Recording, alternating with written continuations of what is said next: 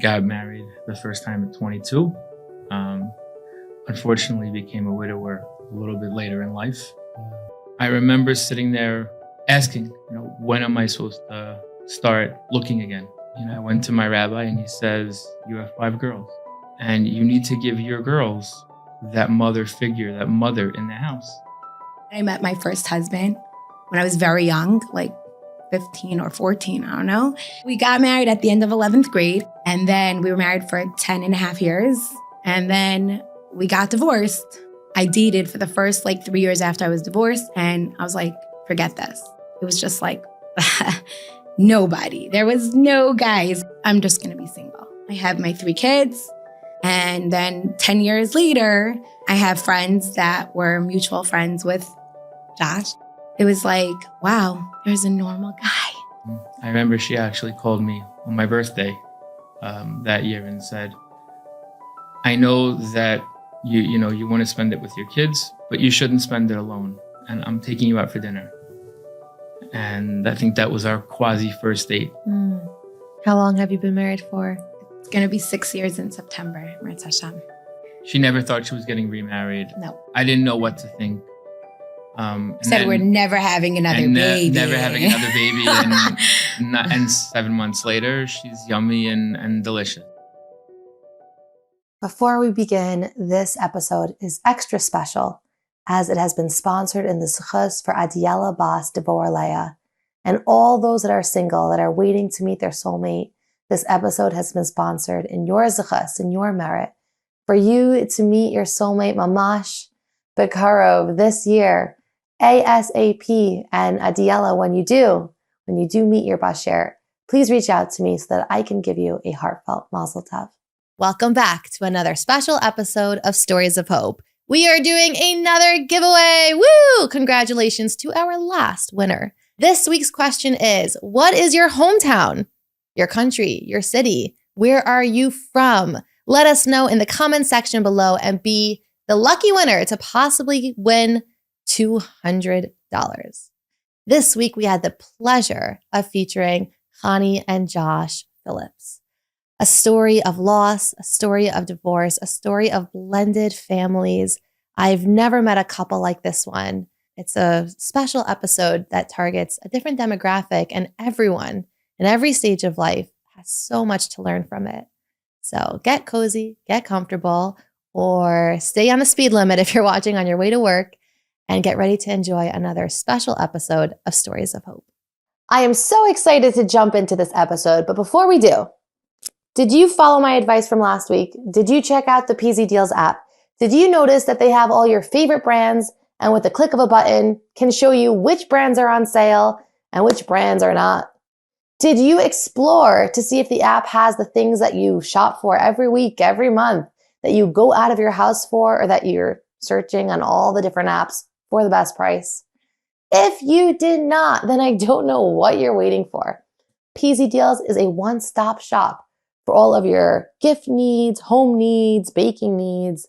I mean, they really have it all. So before we start the episode, download the PZ Deals app, give yourself a tour, and as always, never pay full price again. So you all know I'm a big fan of Raquel Couture, and I'm really excited because my friend is getting married. And in addition to having bridal gowns and wedding gowns, they also have evening dresses. So Raquel Couture caters to anyone. If you're the friend, if you're the bride, if you're the sister or the parent, they are the top industry for bridal wear. They customize, tailor, and have beautiful, unique pieces that are just sitting there, ready for you to try them on. Conveniently located in Brooklyn, New York, and Lakewood, it's just like the best place to go to. And what's super cool is if you mention Stories of Hope, you get 5% off your beautiful piece. So go someplace where quality is not compromised and service is top notch so that you can look as beautiful as you deserve to feel at Raquel Couture.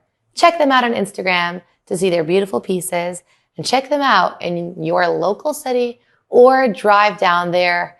It'll be worth it to find that perfect piece that you've been looking for. Hi, I'm Tzipora Grodko, and this is the Stories of Hope podcast. we want the podcast to do the powerful work we've been told that it's been spreading. And sometimes I get stuck in a pickle and I'm not sure where to find someone.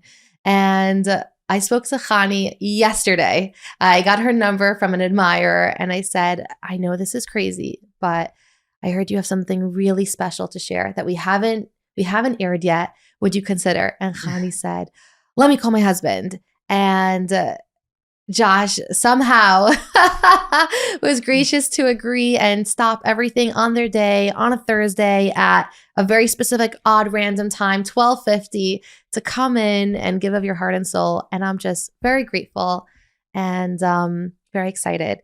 So we're going to jump in and we just want to first learn a little bit about your background. So Hanie, Grace, please start us off. I was born and raised in the best place in the world, Brooklyn. Everybody loves Brooklyn. I do. I grew up born and raised in a very normal, great family. My parents were divorced when I was very young, but other than that, like grandparents and family, like huge family, like we have, my grandmother's theme is clear. So we're a very, cool family. And I grew up like very normal, I went to from Yeshiva Brooklyn in elementary school. Then I got kicked out for high school. Got not invited back. And I went to Shalamit and there it was a very cool school for me because it was like all of a sudden I was allowed to be open and do things that I wasn't allowed to be open about in Yeshiva Brooklyn per se. And then, of course, we started talking to boys because boys were cool. And, it was like a faux pas till then. No, you're not allowed to. And then I met my first husband when I was very young, 15 or 14, I don't know.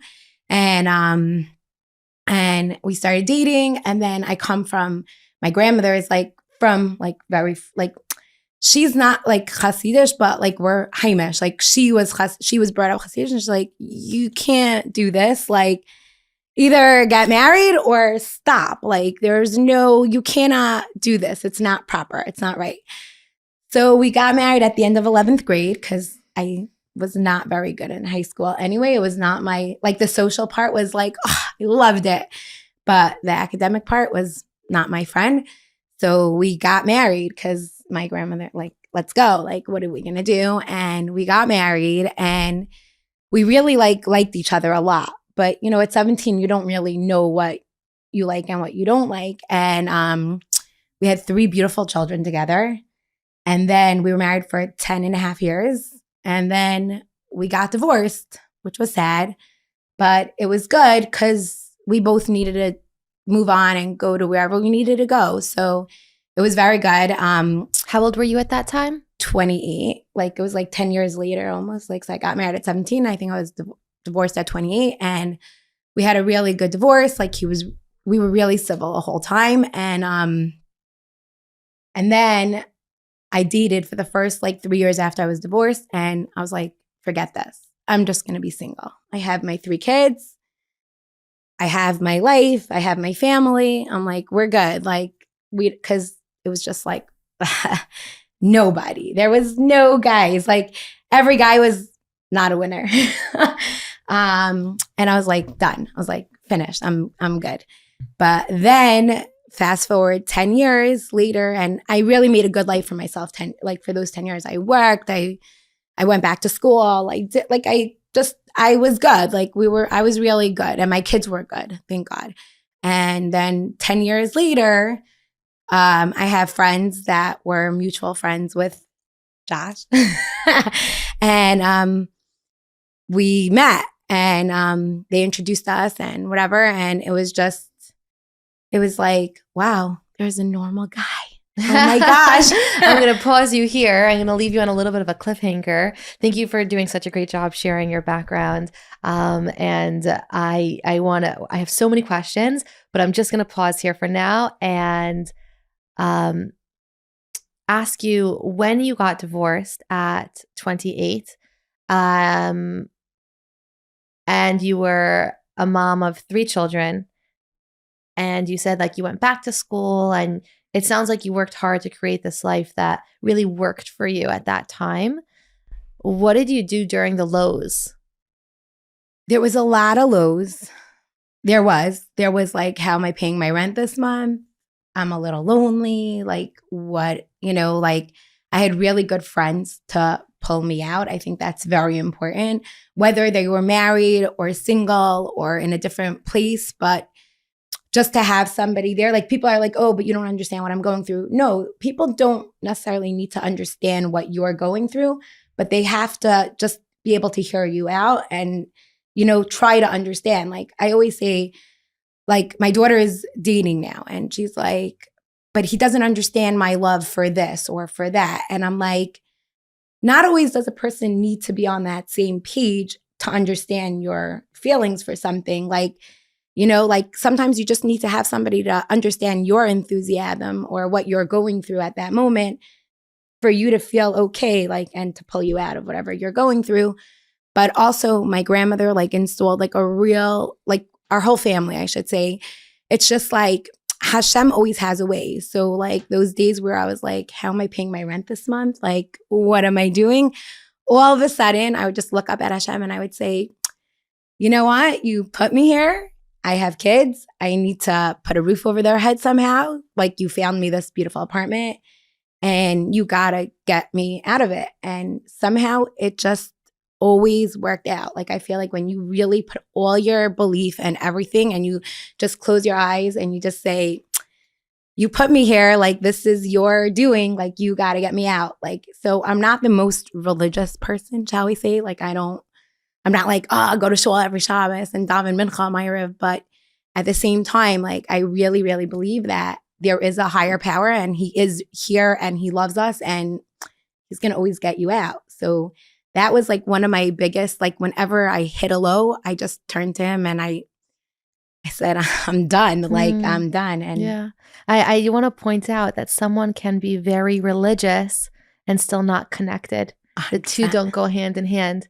And I love that you shared that you maintained that relationship to Hashem and said, if you brought me here, that's kind of what I said about today's day of episodes. I said, Hashem, if you want, and there were so many things we had and they fell through. I said, if you want this to work out, I need you to make it work. And that's how we're sitting here now. That's really inspiring. Thank you for sharing. We'll leave you on a little cliffhanger there. Josh, can you tell us a little bit about your story, your background? So I'll go kind of in your direction. Grew up very typical. Went through the system, the yeshiva system. Got married the first time at 22.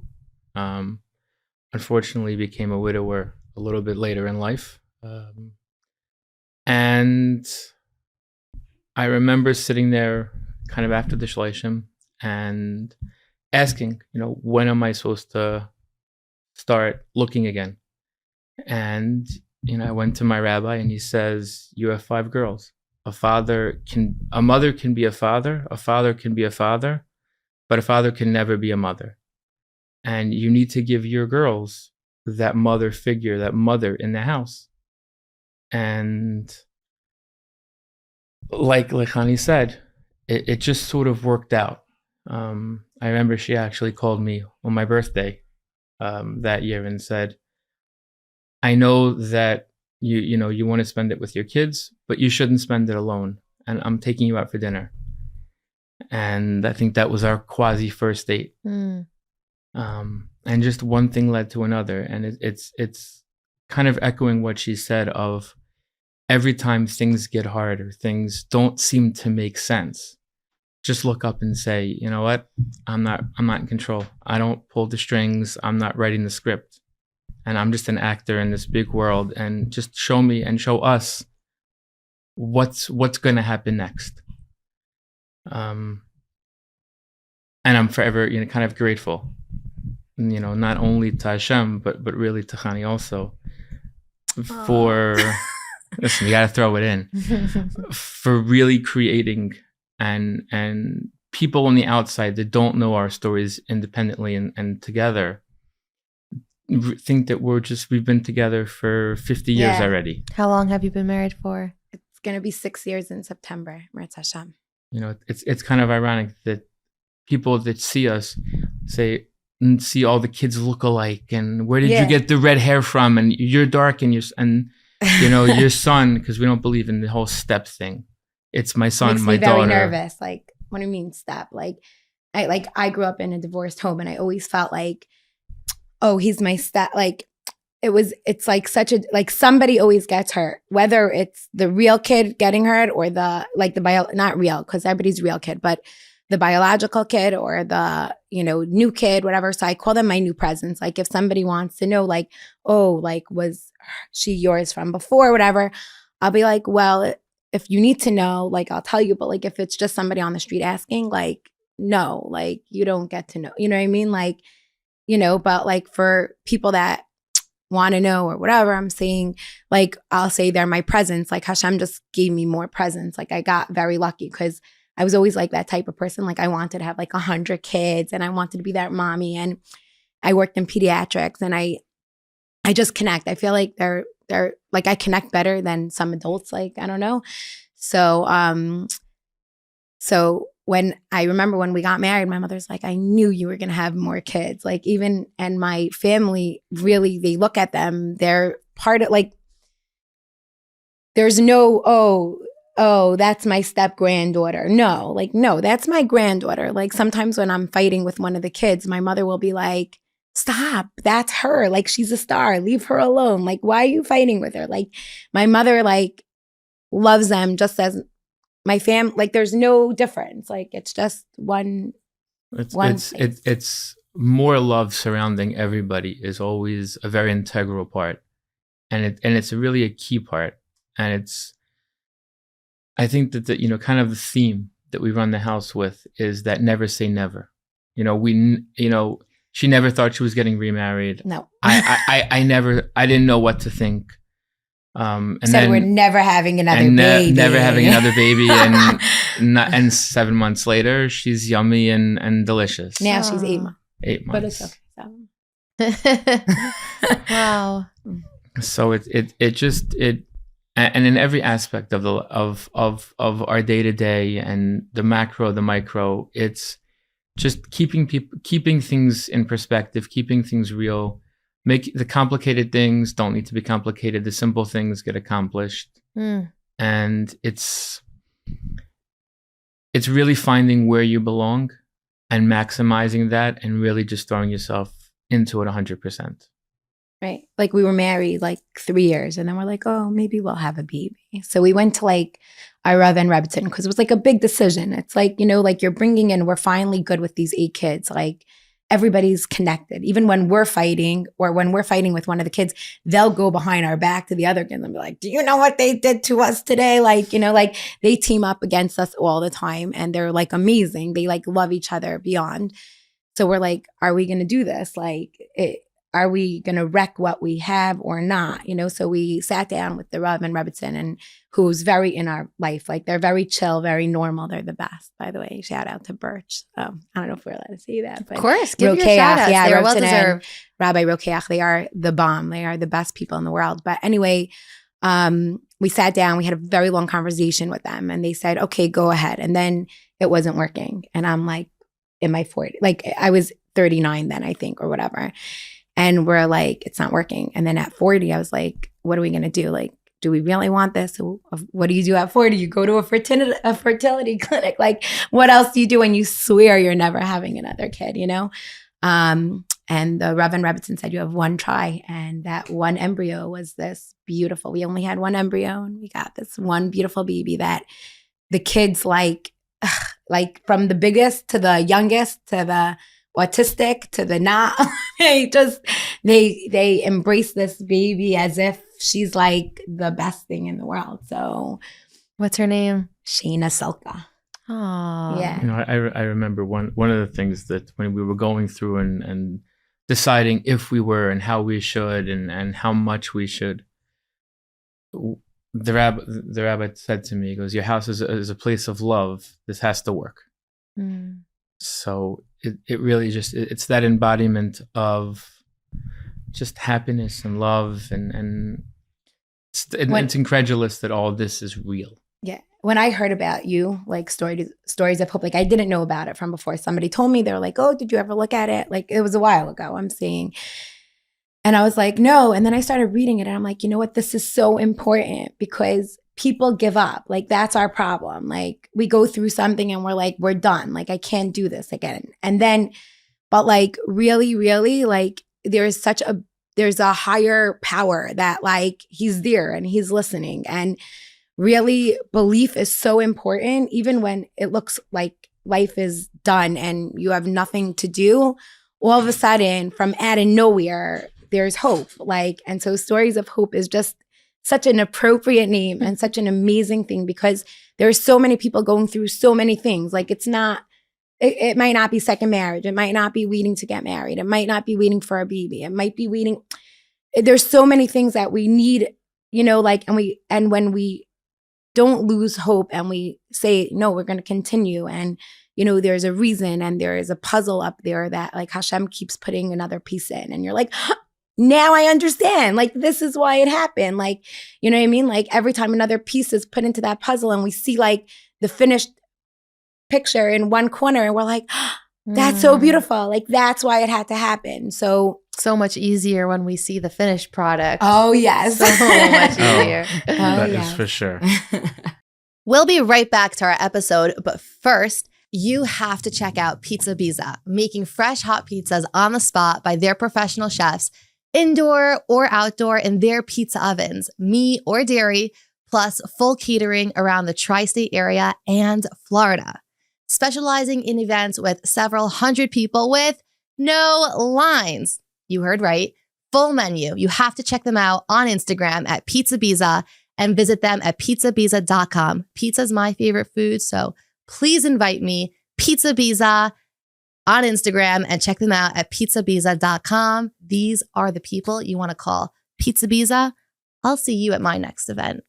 When you talk about your children, your big, beautiful family that you have, and I love the attitude that you've adopted where there isn't a separation.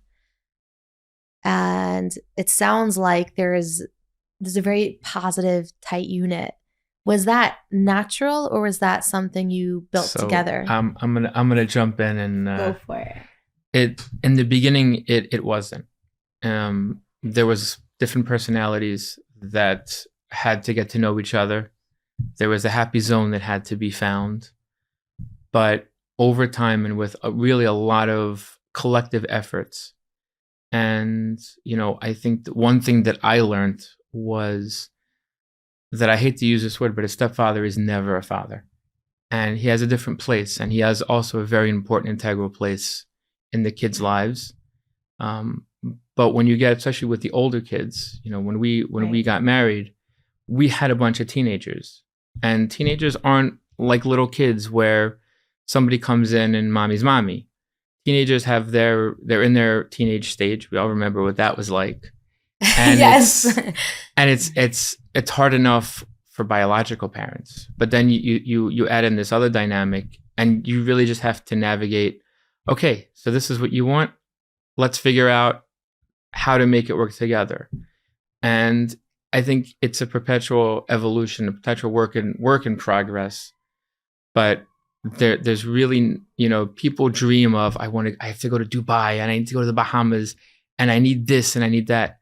All that we really look forward to is when we have all the kids sitting around the Shabbos table and everyone's together. No, it's like amazing. So I think the kids themselves, most of them really just meshed. Like the first time that they met, they were like, they really like loved each other. I think the kids with us, like the older kids, like Josh was saying, we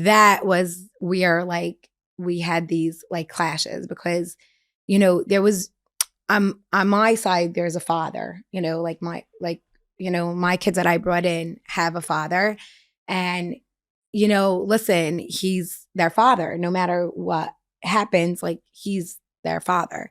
And so it was like, there was like that balancing act. But even with me, even though there was no other mother and they were very grateful and happy to have me, like everybody, the littler ones were like, the younger ones were like, I make up my own language, by the way. Just saying Chanie. Same My girl, mother calls same me girl. Chanieisms. Like I love it. Life's a bit boring. That's Spice it. it up, you know? So, It's okay. but the little ones were so like, they were craving. They were so happy, you know, whatever.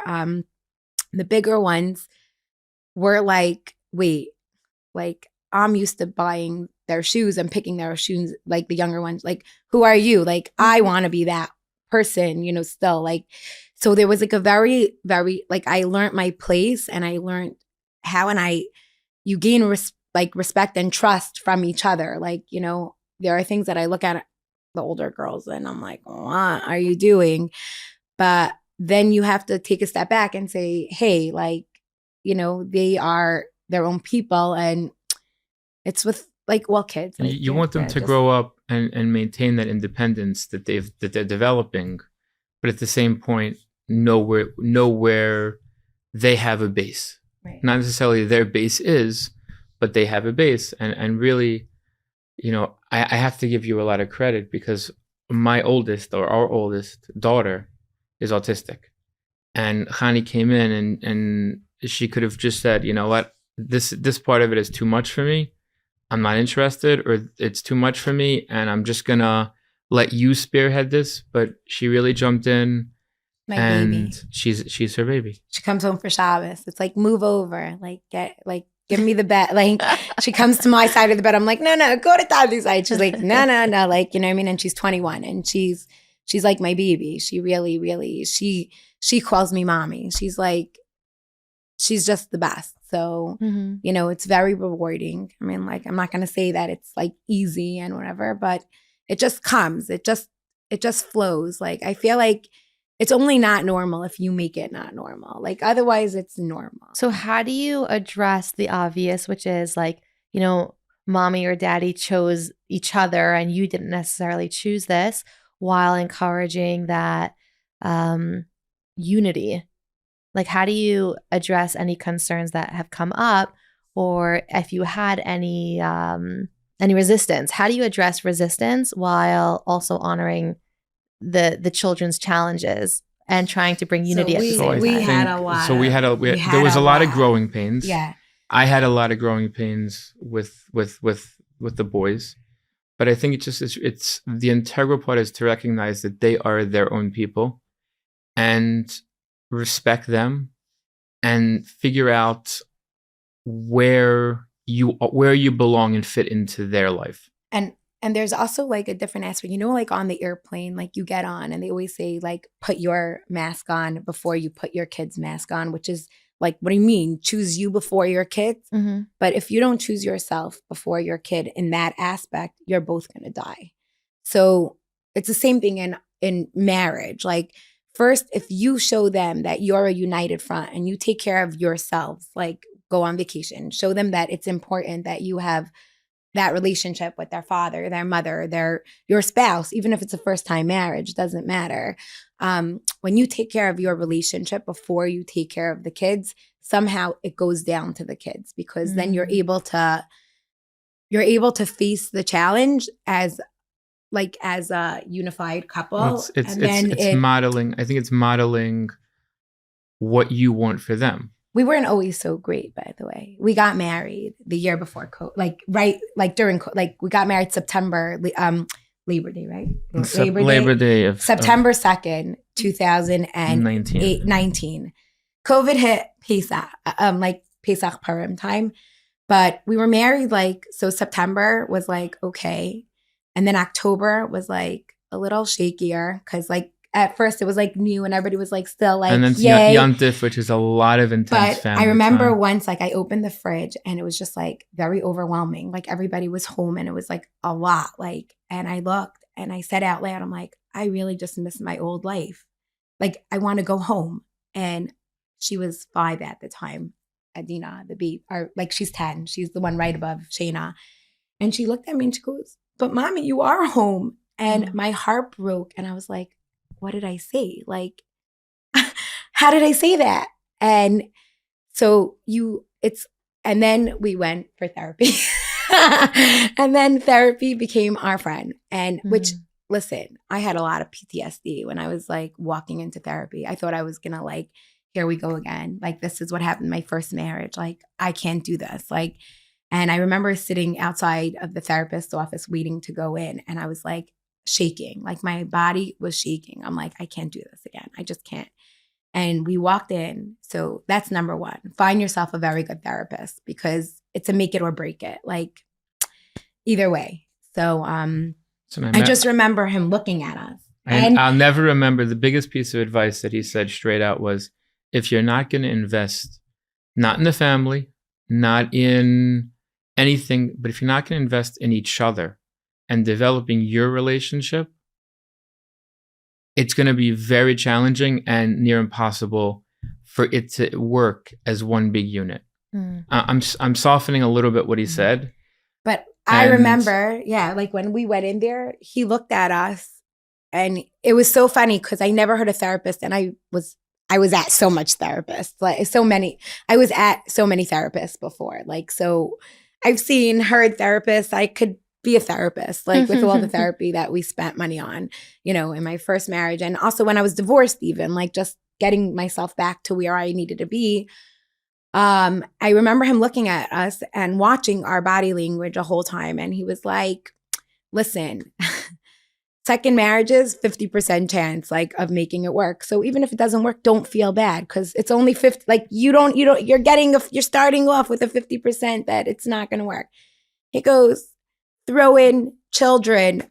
Oh, forget about one kid or two kids, 8 kids, teenagers, little, forget it. Like, and then he's like, spouses, widow, like he's like, go home. The deck was stacked against us. He's like, us. You have a negative 70% chance of making this work. Like, you have a better chance of winning the lottery, basically. But he goes, I'm watching you guys talk. And he's like, I'm just watching your body language. He's like, whenever you say something that he does to bother you, you care, and you're like trying to soften it, and you're like watching his face and making sure he's okay. And the same thing when he was talking, and he's like, you can walk out of here and people will be so jealous of what you have and the marriage that you built if you want to put work in it. So we were in therapy till COVID hit. And then there was no more therapy. So, and then we just somehow. It works. If you're getting married or know someone getting married, let's talk about one of the most meaningful parts of a Jewish wedding, the Ketubah. For some people, you may have seen it just as a regular piece of paper, but this is actually a symbol that represents the harmony, the beauty of your relationship. Ketubah.com takes your Ketubah and turns it into the beautiful piece of art that it really is. With over 500 different designs and artists from all over the world, you can personalize the perfect Ketubah of your dreams with a team that works intimately with you, making sure that your design and your words are exactly what you want. Ketubah.com guarantees a Ketubah that's probably better than you even dreamed. Get this beautiful design as a gift or for yourself from Ketubah.com. When you were in therapy and you were hearing the changes that were highlighted, that were needed from either party, people can go to therapy, but if they're naturally, our ego comes up, so we get resistant and we suppress, we're in denial, or it's their fault. It's the finger pointing game. Was it difficult for you when those things came up to suspend ego and open up humility, to be ready to work, to do the work? So I think that number one, we happen to have worked with a very good therapist. That was very, I can only be here as much as you're here. If you're going to check out, I'm just going to sit here, and I'm very happy just to take money, to take your money. And I'm very happy to go on vacation on your dime.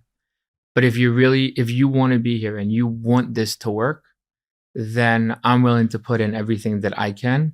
And I'm going to push you and challenge you.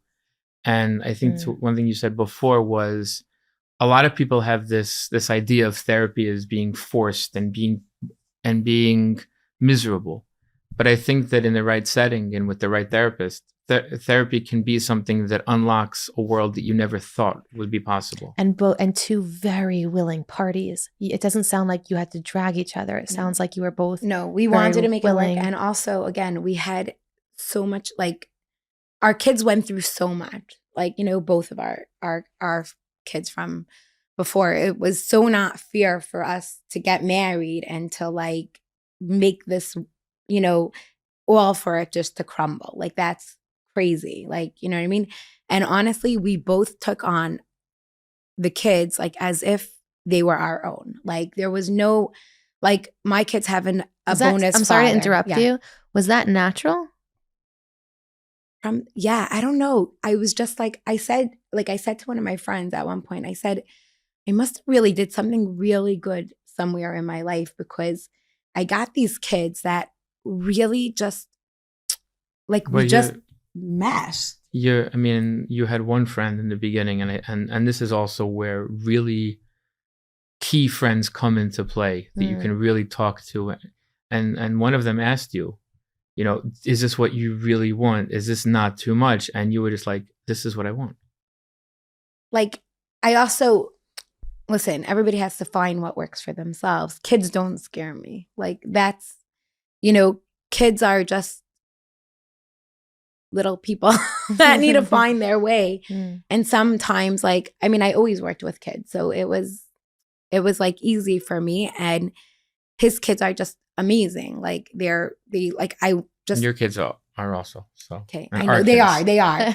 Really, it was just, I don't know, but I really also feel that, like, if somebody comes into a marriage looking at the husband or the wife and not seeing what they have with them, like if they're coming into a marriage and the other spouse has kids and they're like, oh, it's okay because they're going to be by their mother most of the time, or they're going to be by their father most of the time, then you're not being upfront and honest with yourself, because it doesn't work that way, because you never know what the future is. You never know if they're going to have a fight with their mother or their father, or something's going to happen to their mother or father. Or it's really like, when you get into something, you really have to look at the whole picture and say, can I do this? And it's not for everyone, but I know people are like, they look at me today and they're like, how do you do this? And I don't understand the question even, because to me, I'm just like, you just go with the flow. Like, now we have like 3 in Shidduchim, like, you know, and I said, I'm not fighting for anything else. But the only thing that I'm fighting for is that when we walk down our kids, I want to have a huge aisle, because I want my ex to walk down with his wife because it's his kids. But I want Josh to walk down because he invested a lot, and I want my husband to be there with me when I walk down. So I said, I don't care how crazy it looks. We're going to have a chuppah with a huge red aisle in the middle, or white, whatever color, kala or chassan want. But that's the one thing that I'm fighting for, because, and my mother's like, it's going to look weird. And I'm like, and people have said, like, what? Like, who cares? Like, let them walk down behind you. Let them walk. And I said, no, because it's only weird if you make it weird. Like, I feel like this world, like, we have so many faux pas. Like, oh my God, you did that. You can't do this. Like, you can't look like that. But I feel like if you just go with the flow and you make it normal, it's normal. Like, this is our normal. My kids have another father. You know, his kids have a mother that died. And, you know, we got remarried, and we have a very big family now, and we love having people over. And it just, if you just go with the flow, somehow it's normal. It's only not normal if you look at it and say, that family is crazy, which probably people think, like, hello. But so that's also like a big part of it. I feel like if you don't really care what your neighbor is doing, and you just like, wow, they're a beautiful family. Like, yeah. And what I'm hearing a lot from both of you is your intention and your commitment to your decision. So am I choosing this person and deciding I want to be a part of this family, or am I choosing this person and saying I want to be their spouse? Right. And that intention is going to directly influence everything that comes after that. And I think also, like, I think there are like so many people today that are Like, I'm not dating this one because they have this or that. And really, like, I'm not saying it's the general cause. Like, there is definitely, there are things that are beyond. But I really like one of my daughters has a teacher, and she's like, you give me so much chizak and hope. And I'm like, what do you mean? Because she's like an older single. She's like, like at first I was very cautious about dating people with kids. And then I'm like, you know what? It could be a really beautiful thing. Like it's all how you look at it, and I really feel like it is hard. It's not like, wow, they're, like you gave birth, so you have this love and feeling, but you get so much back when you just go with it. And, it's they become yours. Like, so it's so beautiful to hear. It's really refreshing. I've never heard someone in your position talk about their family in this way. And when I got connected to you, and I thought, who's this person? I don't know who they are. Obviously, I hit up the good old Google and I found your social media page. And and I saw, the first thing I saw you say was, I hate when people say, oh, so which kids are yours? Because they're ours. Yeah. And I thought, I have never heard that in my life. And that's when I knew we're getting them on the podcast. Yeah. No, I hate that. That line hurts somebody. It really does. Like, people don't realize, like, I'm from a divorced family. So I was that kid. And it's like, oh, that's your stepsister. That's your stepdaughter. It's a very negative, whether Cinderella made it negative when her evil stepmother or not, but it became a negative. I think that's where it started. When I think of step, like, yeah, that's for like sure, the evil stepmother. Like, totally. am I pretty? And I think also kind of in that vein, it creates a separation in the family because then the kids don't feel together. Because you're from him, they're from you, like she's from you, like, oh, okay, you know what I mean? It really creates like a very diverse, like it's not a cohesive unit then.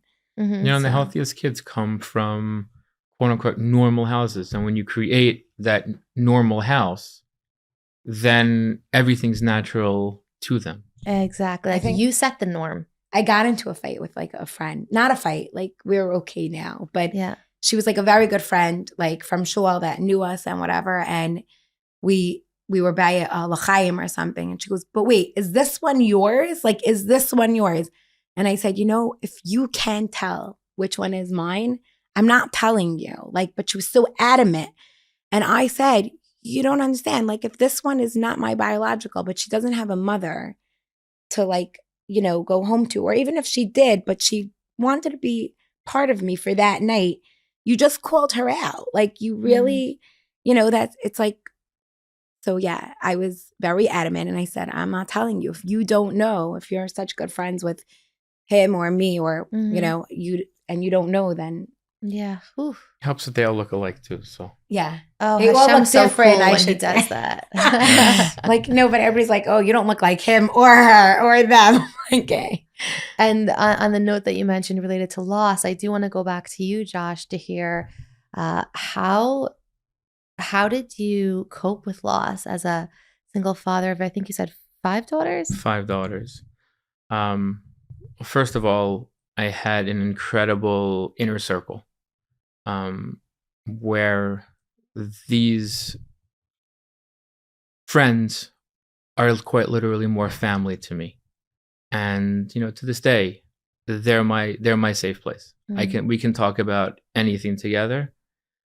And everyone just said, it's terrible what you went through, but there's a tomorrow and there's a today also. So, and I'll never forget, I work for an incredible company, and the CEO called me. That's probably why I married him. Does wine. Yes. and he said to me, it was early December, and we were in the middle of a corporate program, and he says, I'm not interested in your numbers. Forget about the program. Forget about anything. Forget about even selling. But make me a promise. And this thing was about 8:00 at night. And he said, promise me that for the rest of the month, you're going to go out at least 4 or 5 hours every day. Get back to normal.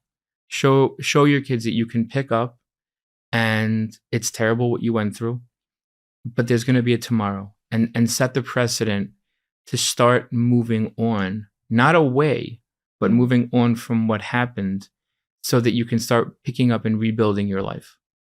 And you can create a healthy environment from them, be healthy yourself. And that really just kind of kickstarted everything in a positive direction. When he said this to you, did you believe it was possible? I think it hit that inner core that I knew that's what I needed to hear and what I needed to do for myself and for the kids.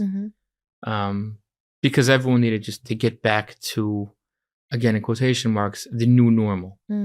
The kids were still going to school, and independently, and especially when Hanie came into the picture, it was you went through a loss, and it doesn't matter what loss it was, if it's a real loss or a divorce, or well, that sounded really bad.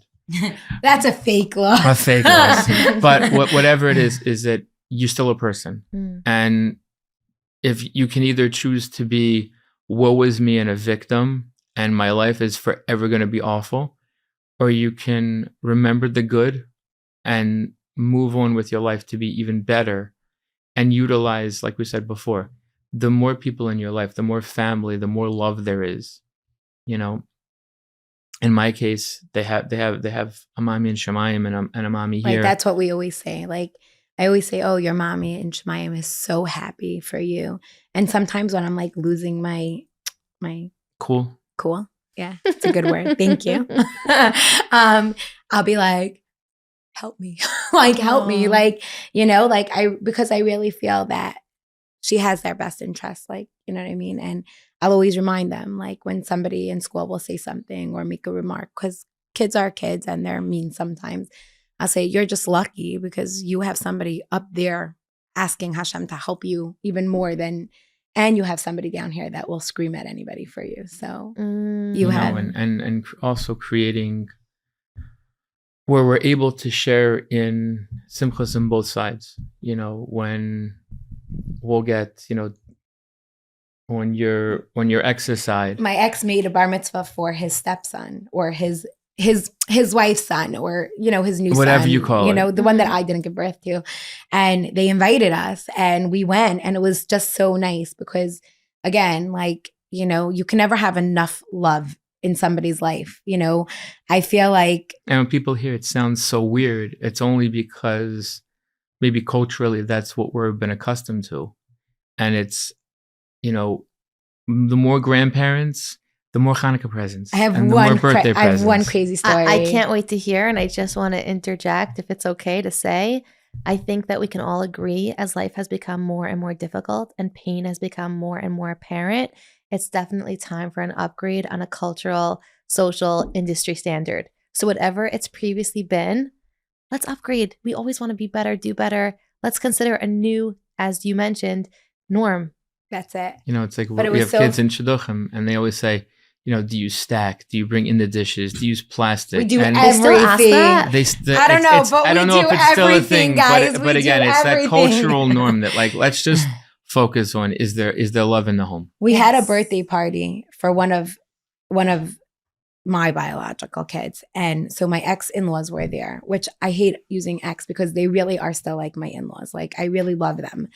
And one of the little kids looks at me and goes, is she our Bobby too? And I'm like, yes, she is your Seagate Bobby too. Like, yes, you know, because at the end of the day, more love, I think, in this crazy world that we live in, the more love that we show and the more love that we give is healthier kids and next generation that we're going to have. And the more rewarding it is for the kids, like you said, you know, the biggest thing that we as parents, regardless of the house that it is, if it's the first time around, if it's being built in an older age, if it's the second time, a third time, the more healthy behavior that we can model for them is giving them a greater chance of success in their life. Oof. Hope people are taking notes. And as a parting message based on I mean, we've covered so much ground. We've covered what it was like individually for both of you dealing with the challenge, spiritually and personally. We've discussed blended families. We've discussed your attitude towards the blended family. And we haven't really shared how the two of you met. I know you said it was through a friend. We had mutual friends. Mutual friends. That were like, why are you not going out? And we were like, it's very soon. And they're like, let's go. And that was, there was, and I remember saying, everybody's going to talk about us. And so somebody said to me, it's better for them to talk about you and be happy, like for you guys to be happy than people talk about people all the time. So, at least we'll give them a reason to, we'll give them what to talk about. That's it. Did you have any hesitations on both of your ends of any like personal standard that you had in mind when you were suggesting to each other, like, oh, I didn't want to, I wasn't considering a widow, or I wasn't considering someone with kids? Did any of that cross your minds at any point? I never cared. Like, I love kids, don't scare me. Like if he had, listen, there is like, there's always reservation and whatever. And it's like, is this going to be okay? Like, is there something going to pop up somewhere along the line? And we're like, oh my goodness. But I think by the time I met him and I was like, he's normal. Like, wow, okay.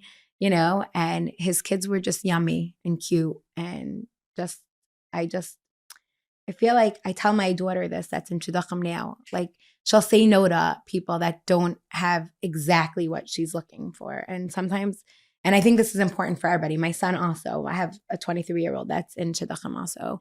And I always say, like, you know what? Really, really meet the person, because, everybody has something and some people are better at hiding it and then it comes out. I rather know about it and be like, my son is short. And he's 23 and he's amazing. He's the best. He is. I'm looking at your red hair and I'm like, I love red hair, because he's like reddish and we love redheads in our family. We love them. And I was just like, but he's short, and girls will look at his resume after we do research and they'll say no. And it hurts. Like, I watch him because he's such a strong, awesome, amazing. He's going to make the best husband in the world. 23, guys. If anybody knows somebody now. But he's amazing. And it's just so sad because people are looking at his resume and being like, I'm not going out with you because you're short. And I just feel like if people, I tell my daughter this and I tell him, like everybody that's in Shidduchim, I say, like, really, sometimes like meeting somebody just because of something that's physical, like when you meet them, it might not make such a big difference. Like they might be tall in something else. Like they might be, it might not be such a big deal once you meet them. So I really think that people need to just give people a chance. And I think that that's what we did. Like we met each other, and the kid thing didn't really bother me so much, and the kid thing didn't bother him so much, I guess. I think especially for the second time around, it's more integral the values the person has and the attitude they have and their outlook on life, as opposed to a lot of the stuff that when we were in our teens and low 20s, that are important. What car she drove, it really makes no difference. I didn't drive a car. I mean, I drive, but I didn't have a car. It's like, it's crazy how time, I would almost say like maturity highlights what's most important. And sometimes I wonder if culturally, because in a lot of communities, parents make these decisions, if culturally people become a lot less mature because of the quote unquote norm that we've set at that equals success. And it's kind of like the closing thought that I want people to think about, because there could be a lot that we're missing out on when we're not giving ourselves a chance to see. And exactly. I think that everything the two of you have brought here today has been so insightful. I'm very inspired, and I'm excited for the hope that I know it will bring. So thank you so much for coming in. Thank you for having us. Thank you for having us. Thank you for watching another episode of Stories of Hope made special for you. If this episode touched your heart, then please let Chanie and Josh know in the comments section below. If you want a chance to win $200, then please answer the following question. What is your hometown? A lucky winner will be picked, and a $200 gift card or Zelle, I'm not exactly sure, will be sent to you. If you have ideas, if you have questions, if you have feedback or comments, please reach out to let me know at soh@meaningfulminute.org. Your support means the world. So grateful to have you here, and stay tuned for next week.